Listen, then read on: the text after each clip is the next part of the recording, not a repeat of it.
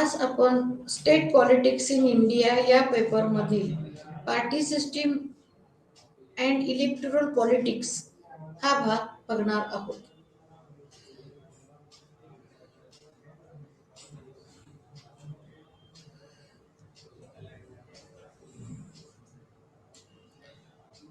या प्रकरणामध्ये सगळ्यात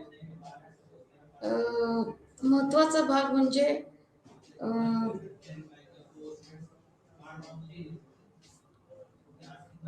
पक्ष पद्धती. आता यामध्ये आपण पक्ष आणि पक्ष पद्धतीचा अर्थ बघणार आहोत. तर पक्ष म्हणजे अशी संघटना की जी उमेदवारामार्फत शासनात प्रतिनिधित्व करते. पक्षाचा उद्देश सत्ता प्राप्त करणे होय. तर पक्ष पद्धती शासनात किती पक्ष आहेत हे सांगते. उदाहरणार्थ एकपक्ष पद्धती, द्विपक्ष पद्धती, बहुपक्ष पद्धती. भारतामधील राज्यांमध्ये कोणती पक्ष पद्धती आहे हे त्याच्यामुळे आपल्याला कळते. आता याचं आपण थोडस असं इतिहास बघितला पाहिजे. तो म्हणजे काँग्रेसच्या वर्चस्व काळातील राज्यातील पक्ष पद्धती कशी होती. कारण याच्यामध्ये आपल्याला राष्ट्रीय स्तरावरची पक्ष पद्धती बघायची नाहीये. कारण पेपरच मुळात स्टेट पॉलिटिक्स इन इंडिया असा आहे. तर काँग्रेसच्या काळामध्ये राज्यातली पक्ष पद्धती कशी होती हे महत्वाचं आहे. जर आता आपण असं लक्षात घेतलं की 1950 ते 60 या काळात देशात काँग्रेसचे वर्चस्व होते, परंतु काही राज्यात काँग्रेस व्यतिरिक्त दुसरेही पक्ष अस्तित्वात होते. म्हणजे काँग्रेसचा जो डॉमिनंट पिरियड होता त्या काळात दुसरे पण पक्ष थोडे अस्तित्वात होते. उदाहरणार्थ सीपीआय हा केरळमध्ये महत्वाचा पक्ष होता. नागालँडमध्ये नागा नॅशनलिस्ट ऑर्गनायझेशन प्रभावी होती. इतर अनेक राज्यात बिगर काँग्रेस पक्षांची आघाडी सरकारे संयुक्त विधायक दल या नावाने सत्तेत आली. अनेक घटकांमुळे काँग्रेसचे वर्चस्व कमी झाले. ते घटक म्हणजे पूर, दुष्काळ, यामुळे होणारा अन्नधान्याचा तुटवडा, प्रादेशिक विषमता, दक्षिणेतील भाषिक वाद इत्यादी. अशा काही कारणांमुळे काय झालं की काँग्रेसचं वर्चस्व हळूहळू कमी झालं. आता याच सुमारास काय झालं की हे वर्चस्व कमी होत असताना SSP, PSP, CPI, RPI, Jansangh या पक्षांनी लोकांमध्ये जागृती निर्माण केली. परिणामी काँग्रेसचे वर्चस्व कमी झाले व प्रादेशिक पक्षांचे व प्रादेशिक नेत्यांचे महत्व वाढले.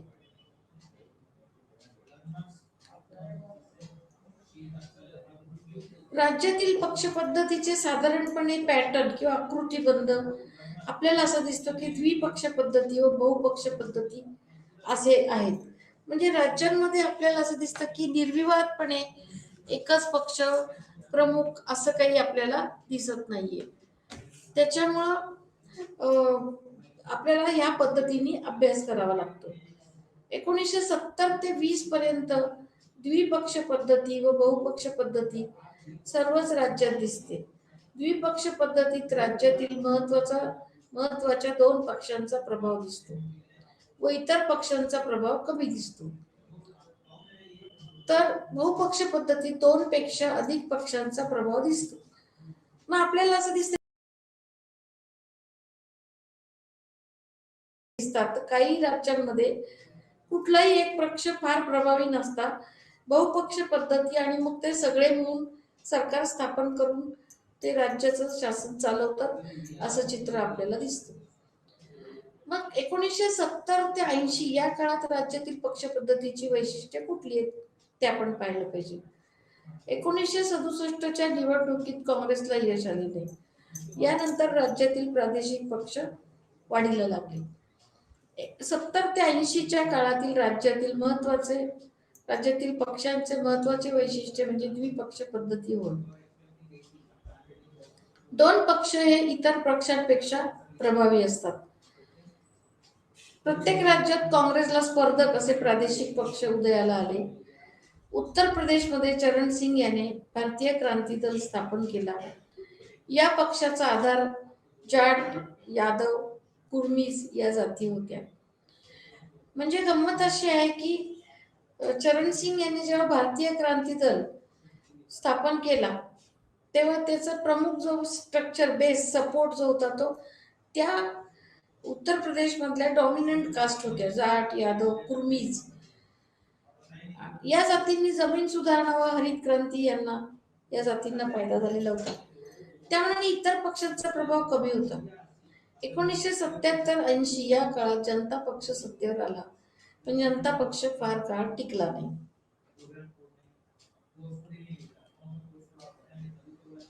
आता या जनता पक्षाचं सुद्धा काय झालं की जनता पक्षातून काही भाग बाहेर पडले. उत्तर प्रदेशमध्ये चरण सिंग याने जनता दल, नंतर त्याचे नाव दलित मजदूर विकास पक्ष, नंतर लोकदल अशी त्याची नावं बदलत गेली. पण 1987 नंतर चरण सिंग यांच्या मृत्यूनंतर हा लोकदल जनता दल मध्ये विलीन झाला. बिहारमध्येही असेच आढळते. पंजाब, राजस्थान, महाराष्ट्र, हिमाचल प्रदेश यामध्ये सुद्धा हीच प्रक्रिया आपल्याला आढळते.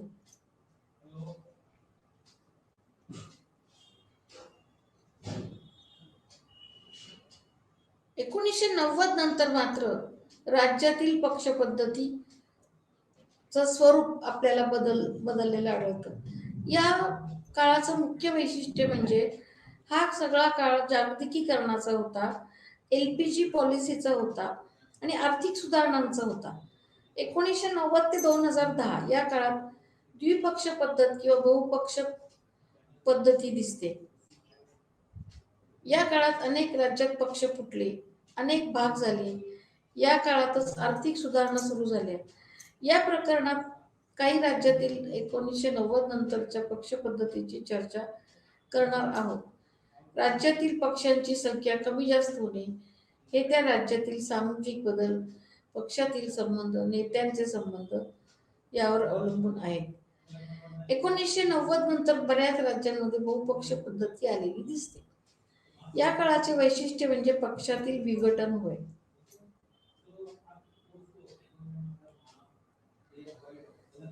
आता आपण असं बघूयात की बहुपक्ष पद्धती खूप वैशिष्ट्य झाली. खूप राज्यांमधली पक्ष पद्धतीचं ते वैशिष्ट्य झालेलं दिसतं. मग राज्यांमधील बहुपक्ष पद्धती कशी आहे, कुठल्या कुठल्या राज्यांमध्ये बहुपक्ष पद्धती आपल्याला आढळते ते आपण थोडस पाहूया. म्हणजे उत्तर प्रदेश, बिहार, तामिळनाडू इतर राज्यात बहुपक्ष पद्धती आढळते. अशा अनेक राज्यांमध्ये आढळते. 1990 नंतर बहुपक्ष पद्धती हे राज्यातील राजकारणाचे वैशिष्ट्य बनले. 1980च्या शेवटी बसपच्या उदयानंतर बहुपक्ष पद्धती सुरू झाली. बसपमध्ये समाजातील उपेक्षित घटकांचा समावेश होतो. म्हणजे बसप म्हणजे बहुजन समाजवादी पार्टी. त्यात साधारणपणे समाजातील मार्जिनलाइज्ड जे घटक असतात, मार्जिनलाइज्ड भाग असतात त्याचा समावेश, म्हणजे उपेक्षित, निग्लेक्टेड, दुर्लक्षित असे भाग. उदाहरणार्थ ओबीसी, दलित, स्त्रिया, धार्मिक अल्पसंख्याक यांचा समावेश होतो. या पक्षाची नेता मायावती 4 वेळा मुख्यमंत्री झाली. या पक्षाने उपेक्षित घटकांच्या कल्याणाकडे लक्ष दिले. याशिवाय या राज्यात दुसरे पक्ष बीजेपी, काँग्रेस, जनता दल, RLD, समाजवादी पक्ष व इतर अनेक जातींवर आधारित पक्ष होते. जनता दलात फूट पडून RLD व समाजवादी पक्ष असे 2 पक्ष झाले. विविध निवडणुकात विविध पक्षांचा प्रभाव कमी जास्त झालेला आढळतो. म्हणजे प्रत्येक निवडणुकीमध्ये प्रत्येक पक्षाचा प्रभाव सारखाच असेल असं नाही, तो कमी जास्त होत असतो. मग एक लक्षात घ्या,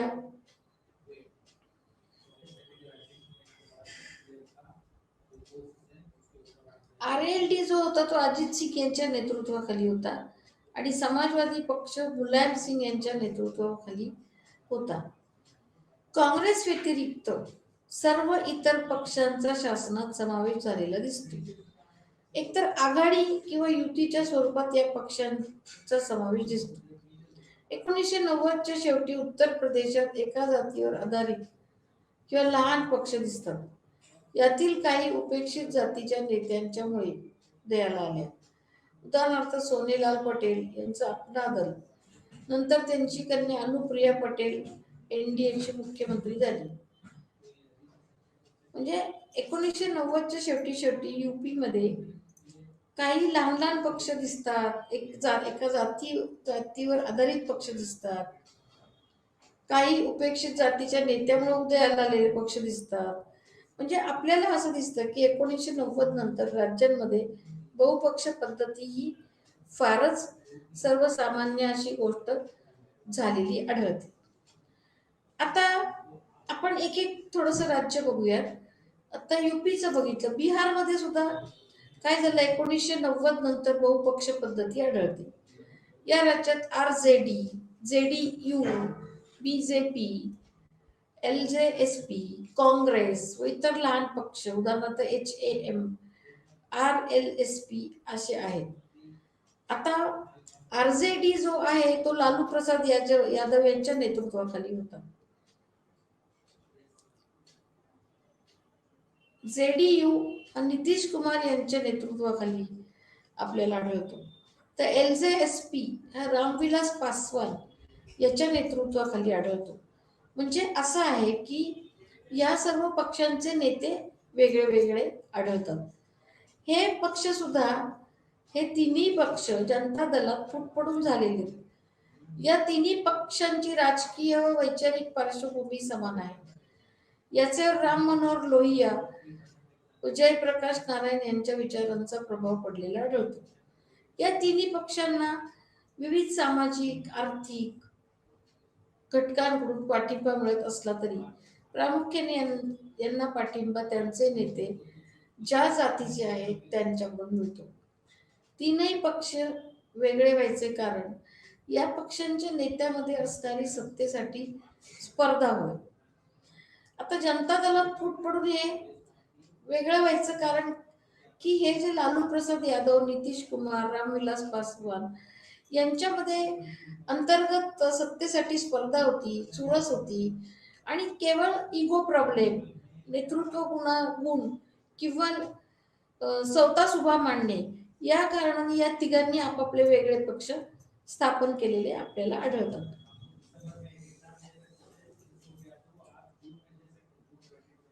फूट, विलिनीकरण व आघाडी हे काळातील राजकारणाचे वैशिष्ट्य होय. म्हणजे या काळामध्ये सर्वसाधारणपणे फॅक्शन्स, मर्जर, अलायन्सेस हेच खूप दिसत आहे आणि हे सगळे पक्ष आहेत ना त्यांच्या सोयीनी करतात. म्हणजे आज ज्या पक्षाशी यांनी आघाडी केली आहे तर उद्या ती आघाडी राहीलच असं नाही, उद्या ते सरळ दुसरीकडे जॉईन होतात. त्याच्यामुळे परत तो पक्षाचं अस्तित्व धोक्यात येतं. फूट पडणे, नंतर मर्ज होणे, कुठल्या तरी पक्षात मर्ज होणं, परत बाहेर पडणे हे नित्याचं झालेलं आहे. म्हणजे 1990 नंतरचं जे राजकारण आहे राज्यांमधलं, तिथं हे खूप रुटीनाइज्ड असं राजकारण झालंय आणि त्याचा परिणाम म्हणून थोडंसं अस्थिरतेकडे राज्याच्या राजकारणाची वाटचाल आपल्याला जाताना दिसते.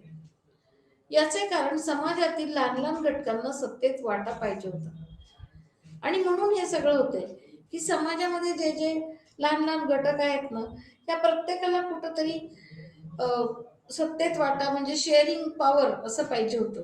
म्हणजे अगदी छोटासाच घटक असेल पण तो दुसऱ्याला सपोर्ट करताना कंडिशन असं घालतो, अट घालतो की मला तुम्ही त्याच्या बदल्यात काय देणार.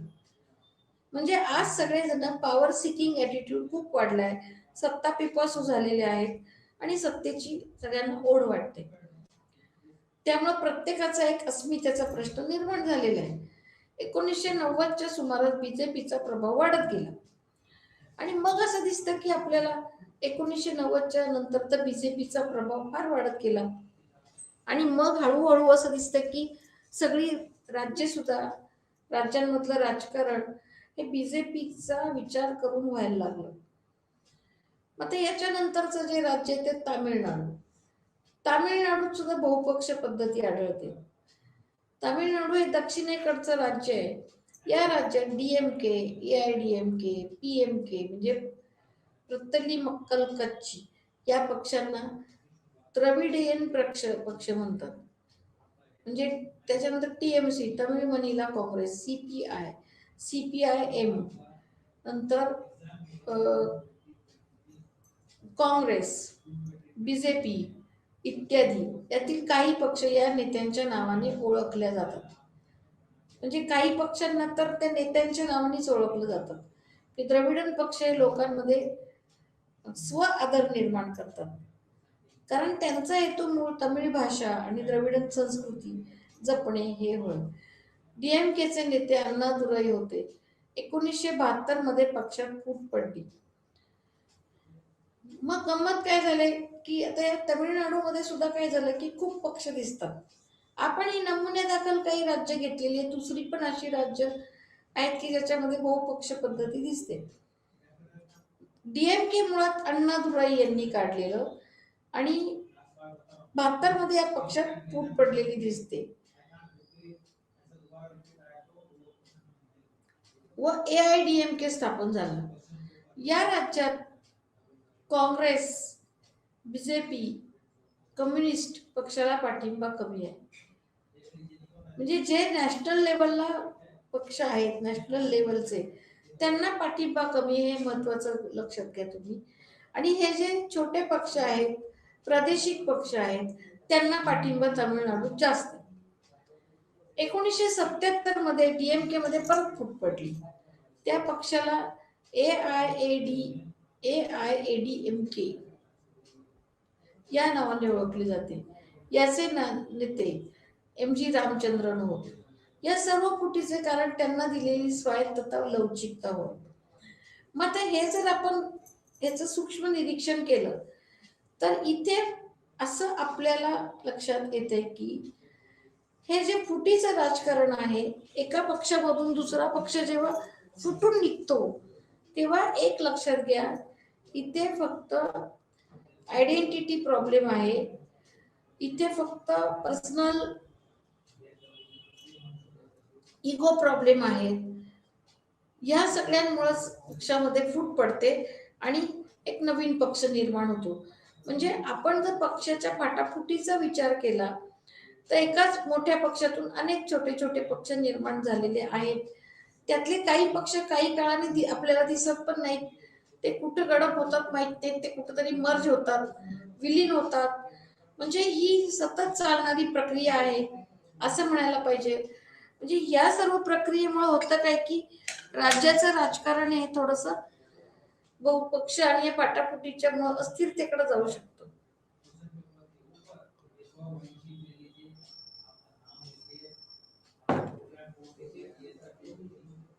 राज्यातील द्विपक्ष पद्धती म्हणजे आतापर्यंत आपण बघितलं की राज्यात बहुपक्ष पद्धती कशी चालते हे बघितलं.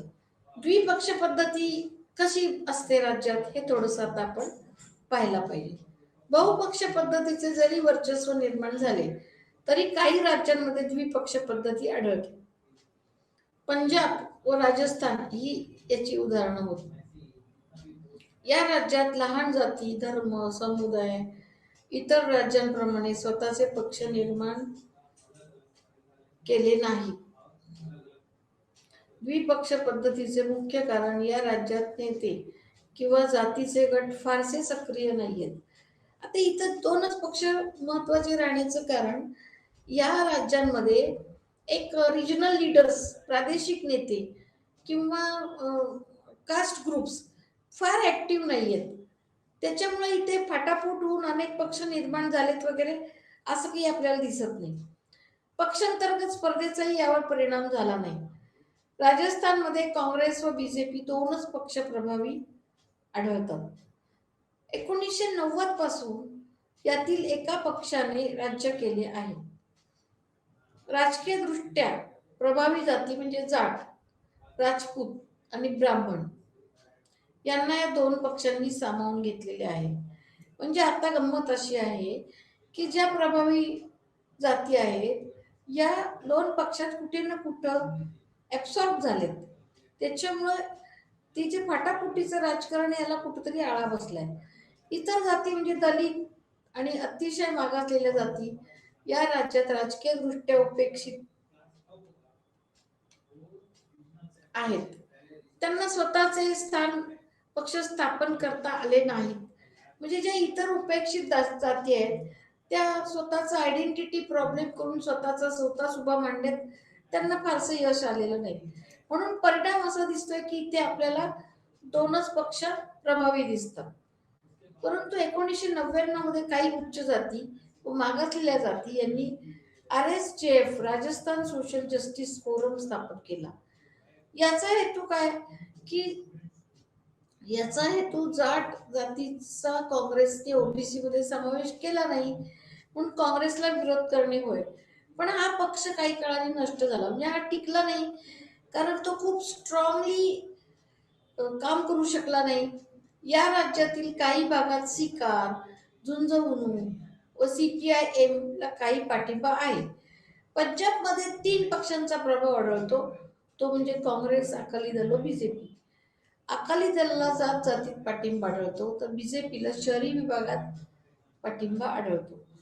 म्हणजे आता असं आहे की पंजाबमध्ये सुद्धा तुम्ही लक्षात घ्या की अकाली दल हा तसा प्रादेशिक पक्ष आहे, पण त्याचा जो सपोर्ट स्ट्रक्चर आहे तो फक्त जाट जात आहे. बीजेपीला पंजाबमध्ये ग्रामीण भागापेक्षा शहरी विभागात सपोर्ट आढळतो, काँग्रेसला ग्रामीण भागामध्ये सपोर्ट आढळतो. आणि म्हणून परिणाम असा आहे की पंजाबमध्ये इतर छोटे छोटे पक्ष निर्माण होऊ शकले नाहीत.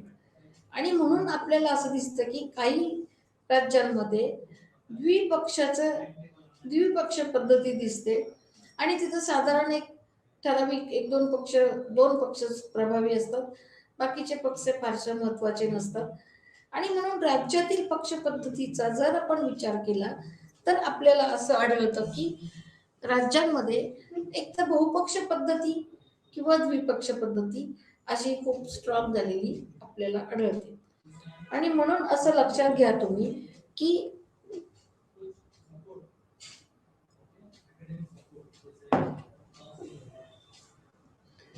कोणत्याही राज्याच्या राजकारणामध्ये असं दिसतं की तिथल्या पक्ष पद्धती कशी आहे याच्यावरती थोडीशी राज्याच्या राजकारणाची दिशा आपल्याला ठरताना आढळते. मग आता याच्या पुढचा ह्याला रिलेटेड असा एक विषय आहे, तो म्हणजे आतापर्यंत आपण पक्ष पद्धती कशी असते वगैरे आपण आता बघितलं, आणि आत्ताच्या पेपरमध्ये आपलं इंटरेस्ट राज्यातील पक्षांचं राजकारण कसं चालतं हे बघणं असाच आहे. पण मग इथं या पक्ष पद्धतीच्या आधारे निवडणुका कशा चालतात हे सुद्धा तितकंच महत्वाचं आहे. तर आता आपण बघूयात की निवडणुकांचं राजकारण कसं चालतं या राज्यांमध्ये. तर आपण याचा पुढचा भाग बघूयात आता आपण. हा अगदी कळीचा विषय, महत्वाचा विषय, निवडणुकांचं राजकारण. कारण निवडणुकांना आपल्याला खूप तोंड द्यायला लागतं, सतत तोंड द्यायला लागतं. आणि निवडणुका हे उदारमतवादी लोकशाहीचं लक्षण आहे. ज्या देशामध्ये निवडणुकाच होत नाहीत वर्षानुवर्ष किंवा दबावाखाली होतात, त्या देशाची वाटचाल हुकुमशाहीकडे चाललेली असते. पण वारंवार निवडणुका होणे, खुल्या वातावरणात निवडणुका होणे, ही सगळं तुमचा देश लोकशाही असल्याची लक्षणं आहेत. आपल्याकडे तर राज्यघटनेतच भारताने निवडणूक आयोगाला स्थान दिलेलं आहे. एक स्वतंत्र काम करेल असा निवडणूक आयोग राज्यघटनेने सांगितलेलं आहे. या निवडणुकाचं कामच मुळी स्वतंत्रपणे निर्भय वातावरणात, खुल्या वातावरणात निवडणुका घेणे, त्या निवडणुकांचे संयोजन करणे, सूत्रसंचालन करणे हे आहे. 324 कलमानुसार भारतातील निवडणुकांना निवडणूक आयोग जबाबदार आहे. म्हणजे जे काही निवडणुकांमधील शिस्त पाळायची असेल, बेशिस्त कुठेतरी नियंत्रित करायची असेल, पक्षांची चिन्ह ठरवणे, चिन्ह रद्द करणे, नवीन चिन्ह देणे, हे सगळं जे काम आहे ते निवडणूक आयोग करत असतो. या व्यतिरिक्त निवडणुकांच्या तारखा जाहीर करणे, प्रचाराचे दिवस ठरवणे, मतांची मोजणी करणे, अशा अनेक गोष्टी निवडणूक आयोग करत असतो. आणि म्हणून निवडणुकांना निवडणूक आयोग जबाबदार असतो. कलम 170 मध्ये राज्यातील विधानमंडळ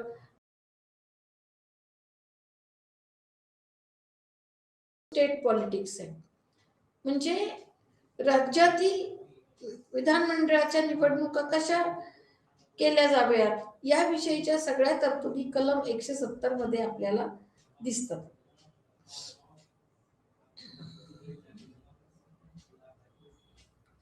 राज्यातील निवडणुकांचं राजकारण, आता आपण थोडस पुढे जाऊया.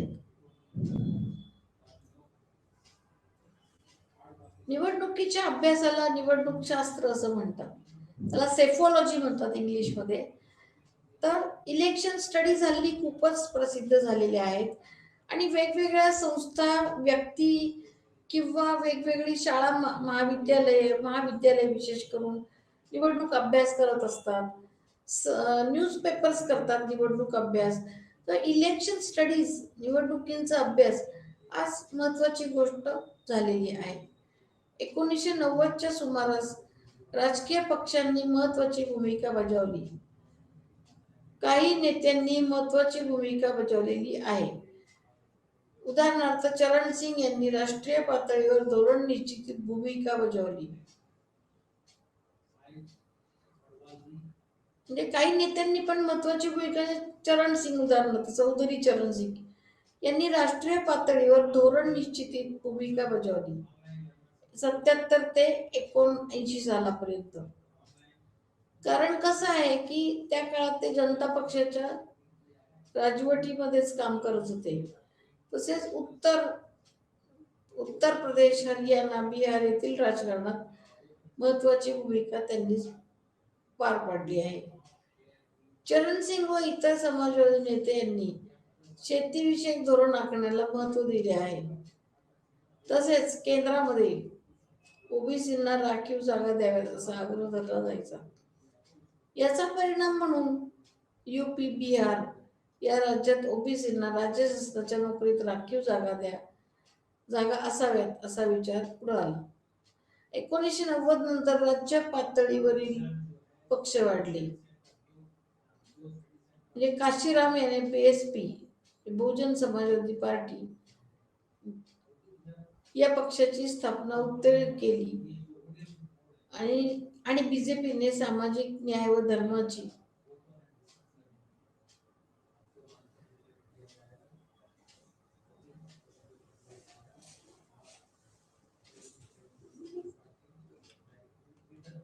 भूमिका निवडणुकीच्या राजकारणात आणली. म्हणजे असं आहे की याच्यामध्ये प्रत्येक हे पक्ष वेगळ्या गोष्टीला महत्व देतोय असं दिसतं. बीजेपीने काय केलं, धर्मच राजकारणात आणला आणि धर्माच्या आधारे राजकारण करायला सुरुवात केली. विशेषतः हिंदुत्व हा त्यांचा कळीचा मुद्दा आहे. राज्यातील निवडणुकीचे राजकारण हे फक्त त्या राज्यातील पक्षापुरते मर्यादित नसते, तर त्याच्यात राष्ट्रीय पक्षही सहभाग घेतात. म्हणजे आपल्याला जर असं वाटत असेल की राज्यातील पक्ष, प्रादेशिक पक्ष हेच फक्त निवडणुकीच्या राजकारणात सहभाग घेतात, तर तसं नाहीये. राज्यातील त्याच्यात राष्ट्रीय पक्ष सुद्धा कळत नकळत सामील असतात. कारण ते कधी कधी बाहेरून पाठिंबा देतात किंवा त्यांना काही मदत करतात आणि म्हणून असं आहे की राज्यातील निवडणुकांवरती राष्ट्रीय पक्षांचाही प्रभाव पडत असतो.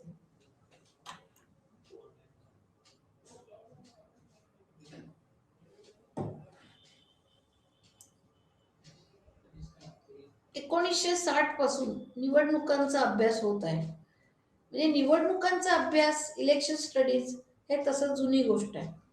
3 प्रकारे हा अभ्यास होतो. एक तर सर्वेक्षण पद्धत, पर्यावरणीय विश्लेषण आणि क्षेत्रीय अभ्यास. तर 3 प्रकारे हा अभ्यास करण्याचा पद्धत आहे. 1990 नंतर निवडणूक अभ्यासाला अधिक महत्व प्राप्त झाले. CSDS, centre for studies in the developing society, ही संस्था निवडणुकीचा अभ्यास करते. काही अभ्यासक व्यक्तिगत अभ्यास करतात, म्हणजे पर्सनल लेवलला सुद्धा काही प्रोजेक्ट घेतले जातात निवडणूक अभ्यासाचे. अलीकडे तर ओपिनियन पोल याला पण महत्व प्राप्त झाले.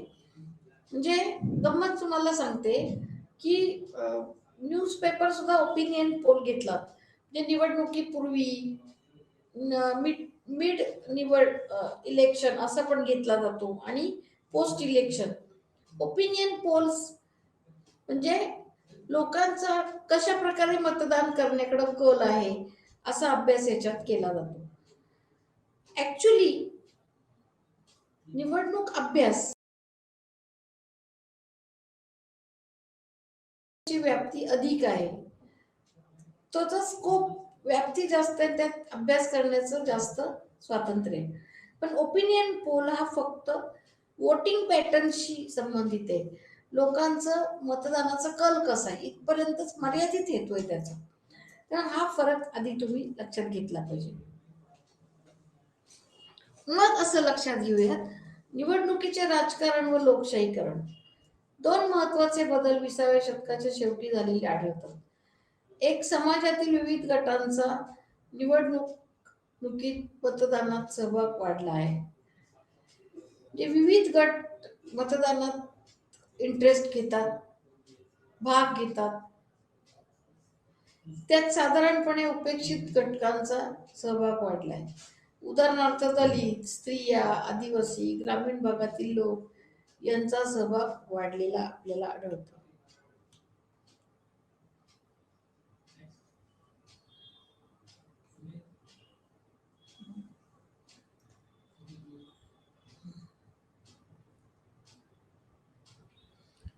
राज्य विधिमंडळातील लोकांच्या प्रतिनिधित्वाच्या आकृतीबंधात लक्षणीय बदल आढळतात. सुरुवातीला सामाजिक व आर्थिक स्तर उच्च असणाऱ्या लोकांचा सहभाग अधिक असेल, पण 1980च्या सुमारामध्ये अनेक गटांचे प्रतिनिधी आपल्याला दिसतात. प्रत्येक राज्यात यात काही बदल दिसतात. निवडणुकीच्या राजकारणामुळे लोकशाहीकरण वाढले. म्हणजे गंमत अशी की सुरुवातीला फक्त उच्चस्तरीय लोकच भाग घ्यायचे, पण नंतर नंतर काय झालं की फक्त उच्चस्तरीय नाही, निम्नस्तरीय लोकांचा सुद्धा सहभाग वाढला. अनेक गटांचे प्रतिनिधी आपल्याला राजकारणात भाग घेताना दिसतात. प्रत्येक राज्यात काही बदल दिसतात. निवडणुकीच्या राजकारणामुळे लोकशाहीकरण वाढले. म्हणजे लोकांना लोकशाहीची सवय झाली. लोकांना खुलेपणाने मतदान करणे, निर्भय वातावरणात मतदान करणे, प्रचार बघणे, अजेंडा पक्षाचा बघणे, मतदार या नात्याने निवडणूक लढवणाऱ्या व्यक्तीची माहिती गोळा करणे, त्याचं चारित्र्य तपासणे, या सगळ्या गोष्टींची सवय मतदारांना झाली. म्हणून असं म्हणता येईल की आपल्याला इलेक्शन पॉलिटिक्समुळे डेमोक्रेटायझेशन वाढलं, लोकशाहीकरण झालं. आणि म्हणजे लोक समाजातील लोक किंवा जनता ही लोकशाहीला सामोरी जायला लागली. लोकशाही याच्यामुळे रुळायला लागली असं आपल्याला म्हणता येईल. मग याच्या पुढे आपल्याला असं म्हणता येईल की निवडणुकीच्या राजकारणाचे बदलते आकृतीबंध, हे पॅटर्न्स काही बदलत चाललेत का निवडणुकीच्या राजकारणाचे, हे बघायला पाहिजे. म्हणजे कसं आहे, एक असा सरळ सोट असा पॅटर्न जो पूर्वी होता, कारण काँग्रेसचा डॉमिनन्स होता, सगळं वर्चस्व काँग्रेसचं होतं, ते आता आकृतीबंध पॅटर्न बदलत चाललेले. म्हणजे याच्यामध्ये साधारण आपल्याला या बदलत्या पॅटर्न मध्ये काय दिसतं, पक्षांच्या बदलत्या आघाड्या, अलायन्सेस बदलत आहेत, युत्या कोॲलिशन्स बदलत आहेत, पैसा आणि गुन्हेगारीची भूमिका सुद्धा महत्वाची ठरतीये. युपी मध्ये बसपने समाजवादी पक्षाची 93 मध्ये युती करून सत्ता मिळवली, तर 95 ते 7 या कालावधीमध्ये बीजेपीशी युती करून 4 वेळा सत्ता मिळवली. म्हणजे कसं आहे की बसपने सत्ता मिळवण्यासाठी कधी समाजवादी पक्षाशी युती केली तर कधी बीजेपीशी युती केली. म्हणजे ही युती आयडियोलॉजिकल बेसनुसार नाहीये, वैचारिक भूमिकेमुळे नाहीये, तर केवळ अधिकाधिक जागा मिळवणं, सत्ता मिळवणं हाच हेतू आहे. वास्तविक बसप, समाजवादी पक्ष, बीजेपी या सगळ्यांमध्ये वैचारिक भूमिकेमध्ये यांच्या फरक आहे. पण निवडणुकीच्या राजकारणामध्ये प्रत्यक्षामध्ये या वैचारिक भूमिका बाजूला ठेवून ही अलायन्सेस आघाड्या केल्या जातात आणि काहीतरी करून सत्ता मिळवली जाते. याशिवाय असे दिसते की या प्रादेशिक पक्षांचे संबंध व्यावसायिक गटाशी असतात, कारण त्यांना निवडणूक लढविण्यासाठी पैसा लागतो. निवडून आल्यावर ते व्यावसायिक गटाचे हितसंबंध राखतात. आता याच्यामध्ये बारीकसा मुद्दा असा आहे की याच्यामध्ये जे बिझनेस ग्रुप्स आहेत त्यांच्याशी या प्रादेशिक पक्षांचे कुठंतरी लागेबांधे असतात. याचं कारण निवडणूक लढवण्यासाठी जो पैसा लागतो तो पैसा हे बिझनेस ग्रुप्स आणि निवडून आल्यानंतर हे पक्ष त्याची परतफेड त्या गटाचे हितसंबंध कसे राखता येतील ते करून करतात. आता याचं एक सोपं अगदी उदाहरण देते की असं म्हणा की आता ही बिल्डर लॉबी असते, तर बिल्डर लोकांना लोक हे राजकारणी लोकांना समजा इलेक्शनसाठी पैसा पुरवत असतील तर निवडून आल्यानंतर हे काय करतात राजकारणी लोक, या बिल्डर लोकांची काही अनधिकृत बांधकाम असतात जी नियम पाळून झालेली नाहीयेत ती रेग्युलर करून देतात. म्हणजे अशी परतफेड ते करतात, हे लक्षात घ्या. म्हणजे इथं गिव्ह अँड टेक हा सरळ सरळ हिशोब आहे. इथं पैसा महत्वाचा आहे आणि इथं आयडियोलॉजी, वैचारिकता, तत्व यांना फारसा महत्व नाही असं म्हणावं लागेल. आणि गुन्हेगारी सुद्धा इथे महत्वाची ठरते. म्हणजे आजकाल तर राजकारणामध्ये असं दिसतं की गुन्हेगारांचा राजकारणामध्ये प्रवेश होतोय. आपण बघतो ना बरेच गुन्हेगार राजकीय प्रवेश करतात. तर काही राजकारणी लोक गुन्हेगार आहेत असं आढळतं.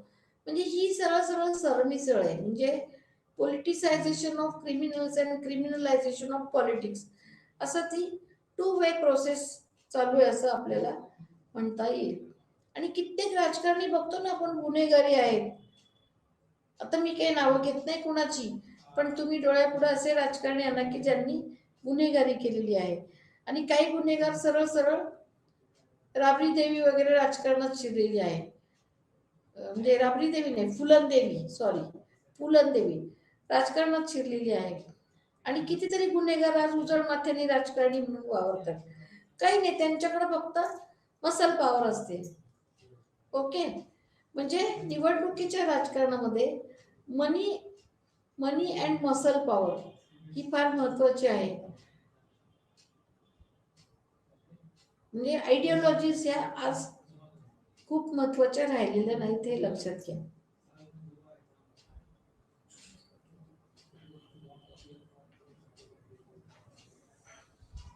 आता आपण याच्या पुढचा भाग बघूयात.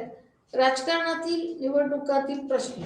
निवडणुकीतील लोकांच्या निवडीवर परिणाम करणारे घटक म्हणजे आर्थिक, सामाजिक, सांस्कृतिक आणि राजकीय होत. लोकांच्या दैनंदिन जीवनावर काही गोष्टींचा परिणाम होतो.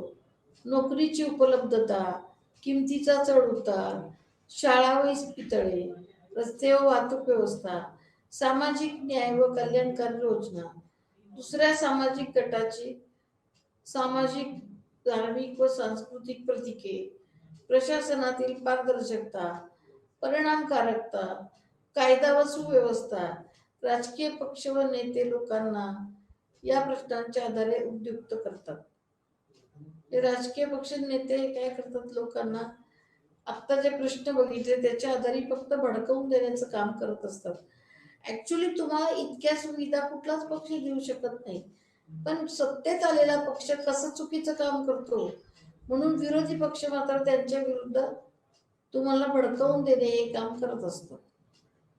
निवडणूक प्रचारात ते या प्रश्नांचा वापर करतात. त्या आधारे विरोधी पक्षांवर टीका सोडतात. उदाहरणार्थ बीजेपीचा सांस्कृतिक अजेंडा, याचा नवीन सांस्कृतिक अजेंडा असा आहे की याशिवाय नवीन राज्य निर्माण होण्यापूर्वी ती राज्य निर्मिती जाहीरनाम्यात असायची. काही राज्यांकडून विषम वागणुकीची तक्रार असायची, तर हेच अजेंडावर असायचे.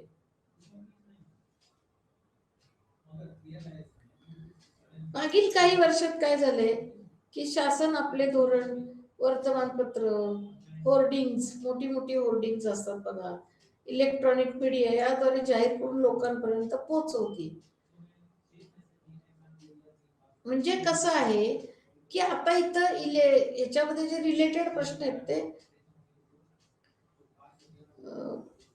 आता काही राज्य जर म्हणतात की पार्शलिटी होते, आम्हाला विषम वागणूक, तर पक्षाच्या निवडणुकीच्या जाहीरनाम्यातच अजेंडावर हे असायचं की आम्ही प्रादेशिक विषमता नाहीशी करू. मग आता काय, आता हल्ली काय झालेलं आहे, पूर्वीसारखा प्रचार लाऊडस्पीकर बरोबरती तसं नाही राहिलं. तर पक्ष आता हल्ली काय करतोय, कुठलीही पक्ष घ्या, त्यांची धोरणं वर्तमानपत्रात जाहीर करतात. होर्डिंग्ज असतात बघा, वेगळी मोठी मोठी घाटात वगैरे होर्डिंग्ज असतात. इलेक्ट्रॉनिक मीडिया याद्वारे जाहीर करून लोकांपर्यंत पोहोचवले जातात. म्हणजे अशा प्रकारे चहूकडून आपल्यावरती पक्षाचं धोरण किंवा इतर गोष्टींचा मारा चाललेला असतो.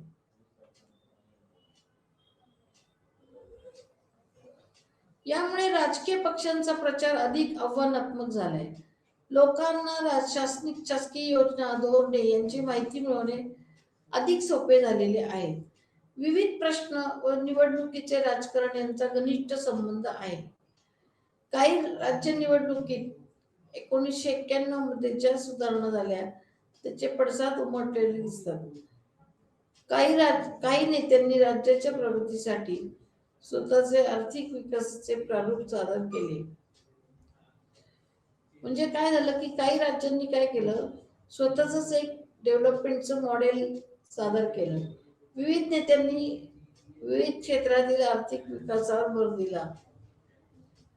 राज्यातील परदेशी प्रत्यक्ष गुंतवणुकीला महत्व दिले. उदाहरणार्थ चंद्राबाबू नायडूंनी हैदराबादला सॉफ्टवेअर इंडस्ट्री बनवण्यास महत्व दिले. तर एस एम कृष्णा यांनी बंगलोरमध्ये सेवा क्षेत्राचा विकास करण्याला महत्व दिलेले आपल्याला आढळते. तर नरेंद्र मोदींनी गुजरातमध्ये परदेशी प्रत्यक्ष गुंतवणुकीला महत्व दिलेले आढळते. कारखाने काढण्यासाठी जमीन हस्तगत करण्याला महत्व दिले. तसेच विशेष आर्थिक क्षेत्र सामाजिक गुंतवणुकीसाठी महत्वाचे ठरले. जमीन हस्तांतर हा यूपी व पश्चिम बंगालच्या निवडणुकीत महत्वाचा मुद्दा ठरलेला आढळतो.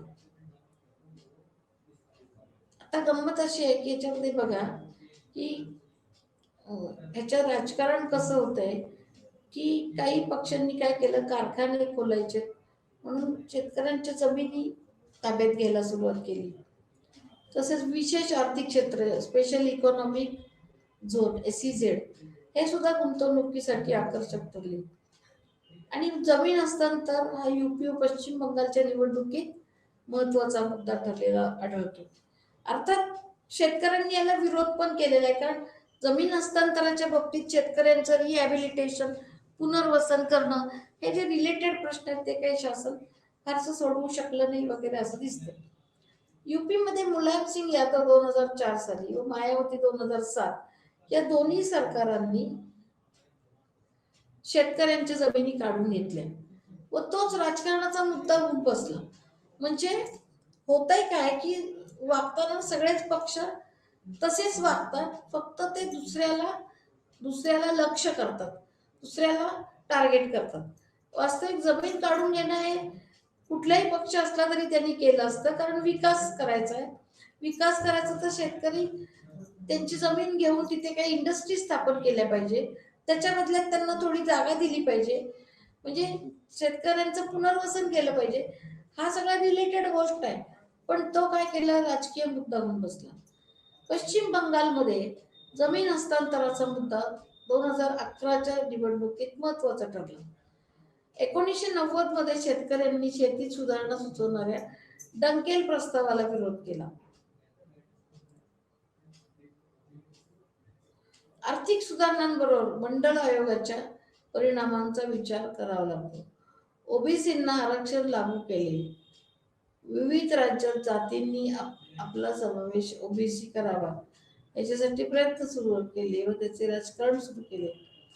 म्हणजे आता गंमत अशी की आर्थिक सुधारणांबरोबर ओबीसींना आरक्षण लागू झाल्याबरोबर जातींनी काय सुरुवात केली वेगवेगळ्या की त्यांचा समावेश ओबीसीत करावा. म्हणजे याच्यामध्ये कुणबी मराठा येतात, इतरही काही चांगल्या जातींच्या लोकांनी पण स्वतःचा समावेश ओबीसीत करावा असं सुरू झालं. पण ही ओबीसीत स्वतःचा समावेश करणं ही जी गोष्ट आहे ही प्रत्येक राज्यांमध्ये सुरू झाली. प्रत्येक राज्यांमध्ये अशा काही जाती आहेत की ज्यांना ओबीसी करता येईल असं प्रयत्न सुरू झाले.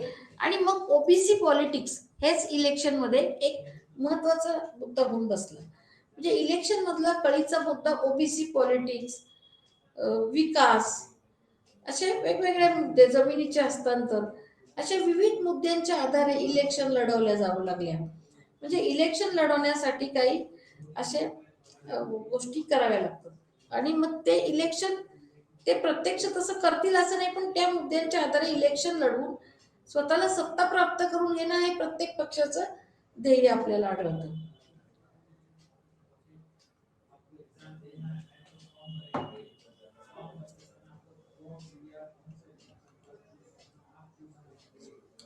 यानंतर याला रिलेटेड पक्षाच्या राजकारणातला महत्वाचा मुद्दा आपल्याला बघायचा आहे, महत्वाचा विषय बघायचा आहे, तो म्हणजे नेतृत्व. आता आपण पार्टी सिस्टीम बघितली राज्यांमधली, राज्यांमधलं इलेक्शनचं राजकारण कसं असतं ते बघितलं. पण हे इलेक्शनचं राजकारण तिथलं करण्यासाठी त्या राज्याला योग्य प्रकारे नेतृत्व मिळणं हे सुद्धा तितकंच महत्वाचं आहे. तर या लिडरशिप ही खूप महत्वाची आहे. जर तुम्हाला प्रॉपर लिडरशिप मिळाली नाही तर तुम्ही इलेक्शन मध्ये लिडिंग रोल घेऊ शकत नाही, लक्षात घ्या. इलेक्शन मध्ये लिडिंग रोल घेऊ शकत नाही. आणि मग लिडरशिप मध्ये सुद्धा आपल्याला 3 टप्पे करता येतात. एक म्हणजे नेहरूंचा काळ, 50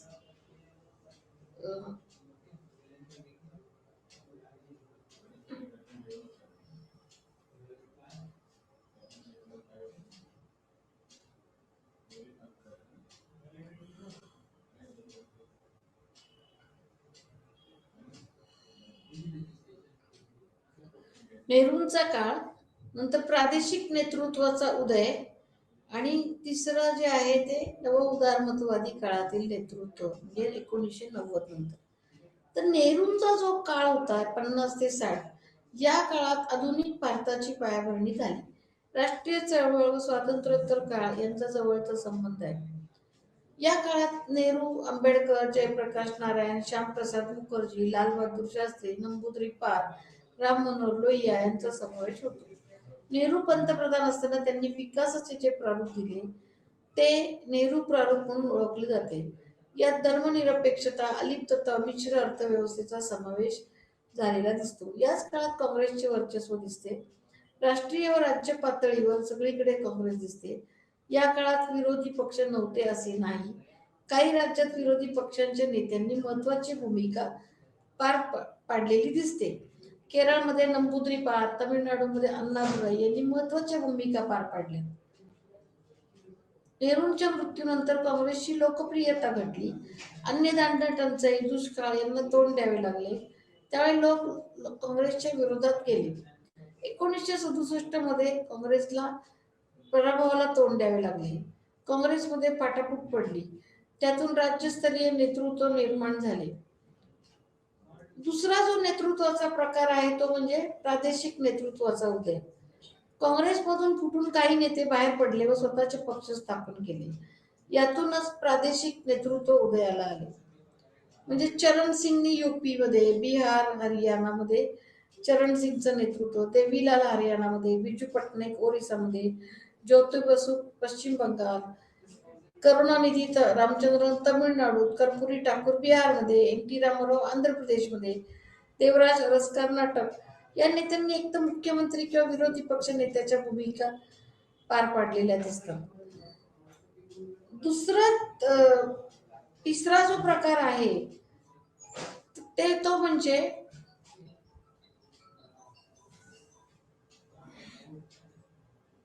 एकोणीसशे 90 नंतर दलित, ओबीसी नेतृत्व पुढे येण्याची शक्यता वाढली. कारण याच काळामध्ये मंडल आयोग सुद्धा त्याची अंमलबजावणी सुरू झाली. म्हणजे इकडं जागतिकीकरणाला तोंड देत होतं भारत, त्याच वेळेला मंडल आयोगाची अंमलबजावणी सुरू झाली. सामाजिक न्याय व कल्याण हा समान हेतू होता याच्यामध्ये. प्रत्येक नेत्यांनी वेगवेगळ्या प्रश्नांना महत्व दिले. त्यातील बहुतेक नेत्यांचे पूर्वजांनी स्वातंत्र्यपूर्व काळात काम केलेले होते. म्हणजे आता नव उदारमतवादी काळातील नेतृत्वामध्ये असं दिसतं की डाऊन ट्रोडिंग कास्ट ज्या आहेत, वंचित जाती ज्या आहेत, मागासलेल्या जाती आहेत, त्या पुढे यायला लागलेल्या आहेत आणि त्याच्यामुळे नेतृत्वाचा पॅटर्न बदललेला आहे. मग असं लक्षात घ्या की नेहरूंच्या काळातला डॉमिनन्स गेला, मग प्रादेशिक नेतृत्व उदयाला यायला लागलं आणि आता तर नव उदारमतवादीच्या काळातील नेतृत्व उदयाला यायला लागलं. मग याच्या पुढे आपल्याला असं म्हणता येईल थोडस की नव उदारमतवाद जो आहे याच्यामध्ये खरोखरच लोकशाहीकरण वाढत गेलं, खरोखरच वेगवेगळ्या जातीच्या गटांना संधी मिळत गेली आणि नेतृत्वाची पूर्णपणे संकल्पना बदलत बदलत गेलेली आपल्याला दिसते. मग यानंतरचा पुढचा भाग आहे की आधुनिक जो पिरियड आहे, आधुनिक काळ, याच्यामध्ये स्त्री नेतृत्वाला किती महत्व आहे? तर ये ऑफकोर्स आहे, स्त्री नेतृत्वाला महत्व आहे. इंदिरा गांधींनी पंतप्रधान म्हणून जगाला देशाला नेतृत्व दिले. इंदिरा गांधी ही पहिली स्त्री पंतप्रधान होती. त्यानंतर काय झालं की असा एक प्रयत्न झाला की राष्ट्रीय स्तरावरील जे विधानमंडळ आहे तिथं काही आरक्षण वगैरे देण्यात यावं असं, पण ते काही प्रयत्न फार यशस्वी झाले नाहीत. पण पंचायत राज व्यवस्थेमध्ये मात्र स्त्रियांना 33% आरक्षण दिले. त्यामुळे महिलांचा सहभाग वाढला. अनेक स्त्रियांनी राज्यात यानं त्या प्रकारे नेतृत्व केले आहे. मायावती, यूपी मध्ये मायावती, तमिळनाडूमध्ये जयललिता, पश्चिम बंगालमध्ये ममता बॅनर्जी, बिहारमध्ये राबडी देवी, यूपी मध्ये सुचेता कृपलानी, गुजरातमध्ये आनंदीबेन पटेल, आसाममध्ये अनवरा तैमूर, जम्मू व काश्मीरमध्ये मेहबूबा मुफ्ती, ही सर्व स्त्री नेतृत्वाची उदाहरणं आहेत. यातील गंमत अशी आहे की यातील प्रत्येक नेता स्त्री ही एक स्वतःचं काही अस्तित्व असणारी आहे आणि यांच्यामध्ये सगळ्या धोरणं ठरवणे, काही निर्णय घेणे याच्या क्षमता असणाऱ्या नेत्या आहेत. म्हणजे ह्या केवळ आरक्षणामुळे पुढे आले असं नाही, तर त्या मुळातच त्यांच्यामध्ये नेतृत्व गुण आहे. या जोडीला पण 33% आरक्षणामुळे सुद्धा महिलांचा सहभाग वाढला. अनेक क्षेत्रामधल्या महिला राजकारणामध्ये भाग घ्यायला लागल्या आणि आपल्याला असं दिसतं की पंचायत राज्यामध्ये 33% आरक्षण दिल्यामुळं महिला सरपंच वगैरे झालेले दिसतात, महिला नगरसेवक झालेले दिसतात. त्यामुळे प्रत्येक राज्यामध्ये आज आपल्याला महिला पुढे येताना दिसतात. आता ही सगळी स्त्री नेतृत्वाची उदाहरणं आपण बघितली, पण यातली मायावती, ममता बॅनर्जी, जयललिता ही स्त्री नेतृत्वाची प्रातिनिधिक उदाहरणे आपण समजली पाहिजेत. याचं कारण असं आहे की मायावती आणि जयललिता ह्या जरी नेत्या असल्या तरी त्यांचे पक्ष हे ऑलरेडी एका नेत्यांनी स्थापन केलेले आहेत आणि मग त्यांनी फक्त त्याचं नेतृत्वाची धुरा कंटिन्यूड केलेली आहे, नेतृत्वाची धुरा चालू ठेवलेली आहे. म्हणजे मायावती आणि जयललिता यांनी स्वतः पक्ष स्थापून त्याचं नेतृत्व केले असं काही आपल्याला आढळत नाही. पण ममता बॅनर्जी यांच्यापेक्षा वेगळी आहे.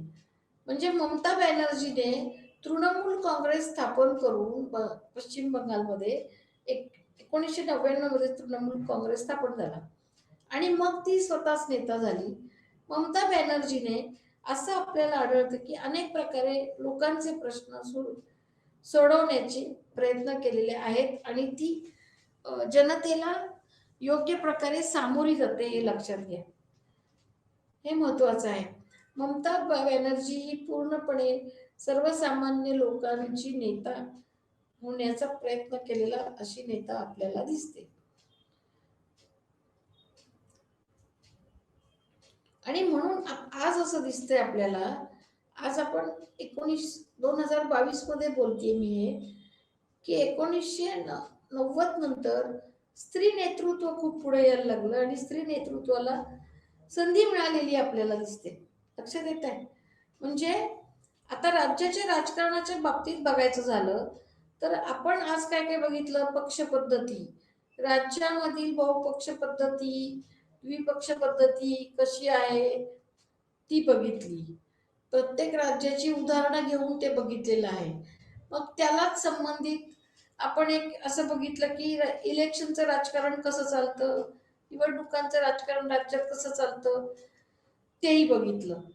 त्याला संबंधित याला नेतृत्वाचा याच्यात काही रोल असतो का ते पण आपण बघितलेलं दिसतं.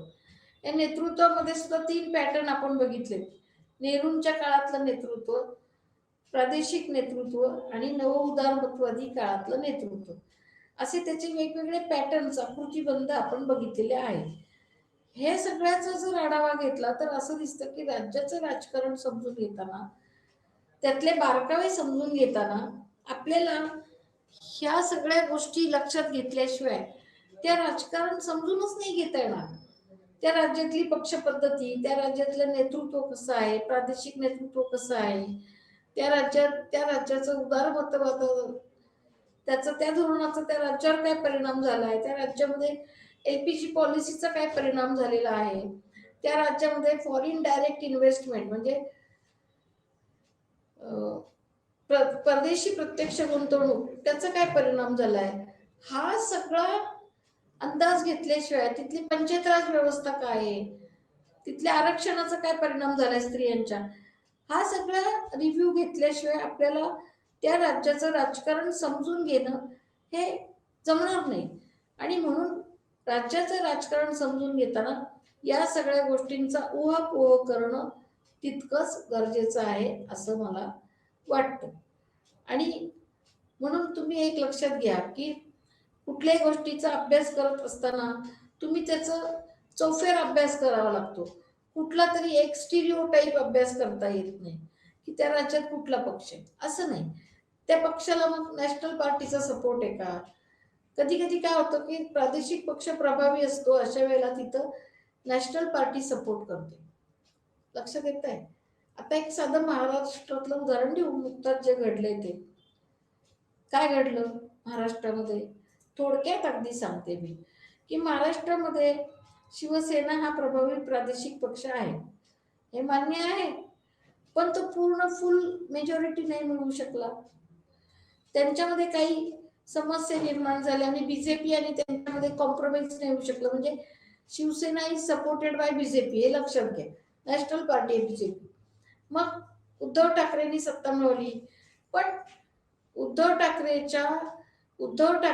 सत्ता मिळवली ती शरद पवार यांच्या पक्षाच्या आधारे घेऊन आणि काँग्रेस याच्या आधारे घेऊन मिळवली. म्हणजे शेवटी बीजेपीच्या ऐवजी काँग्रेस, राष्ट्रवादी काँग्रेस यांचा सपोर्ट मिळवला. म्हणजे नॅशनल पार्टी ही प्रादेशिक पक्षाला सपोर्ट करत होती. नंतर उद्धव ठाकरेच्या शिवसेनेमध्ये फाटाफूट झाली, हे तर अगदी ताजं उदाहरण आहे. त्यात तर शिंदे गट बाहेर पडला, शिवसेना कुणाची याच्यावर वाद निर्माण झाला. जसं आपण बघतो जनता दलात 3 तुकडे झाले, तसे शिवसेनेचे 2 तुकडे झाले. मग शिंदे गटाला सपोर्ट बीजेपीने केला आणि त्या गटाला सपोर्ट करून शिंदे फडणवीस हे सत्तेत आले. म्हणजे ही जी रस्सीखेच आहे याला कधी कधी राष्ट्रीय पक्ष याच्यामध्ये इन्व्हॉल्व असतात, ते सामील असतात, कारण त्यांनाही त्या राज्यामध्ये थोडंसं सत्ता मिळवण्यात इंटरेस्ट असतो. मग आता पक्षाच्या चिन्हावरूनच वाद सुरू झालाय, कुठलं चिन्ह कुणाला द्यायचं, धनुष्यबाण कुणाचा, हे पण आता तुम्ही ऐकून असाल सगळेजण. या चिन्हावरूनच वाद सुरू झाले. धनुष्यबाण कुणाचा, दोन्ही गटांनी क्लेम केला धनुष्यबाण आमचा. ओके, मग धनुष्यबाण रद्द झाला आणि दोन्ही गटांना आपापली 3-3 चिन्ह द्यायला सांगितली. तर त्यातलं कुठलं एक, परत इलेक्शन कमिशनच्या पॉवर्स वाढतात. म्हणजे आपल्याकडं राजकारण, निवडणुकांचं राजकारण किंवा इलेक्शन्स याचं सगळं कोऑर्डिनेशन करणं, त्याचं व्यवस्थापन करणं, ह्याच्यामध्ये इलेक्शन आयोग कमिशनचा म्हणजे निवडणूक आयोगाचा रोल अतिशय महत्त्वाचा आहे. आणि निवडणूक आयोग राष्ट्रातील निवडणुका नियंत्रित करतो, त्याचप्रमाणे राज्यातीलही नियंत्रित करतो. तर असं आपण आता त्याचा रिव्ह्यू घेतलाय. पुढच्या लेक्चरला आपण याचा पुढचा भाग बघूया. तोपर्यंत नमस्कार.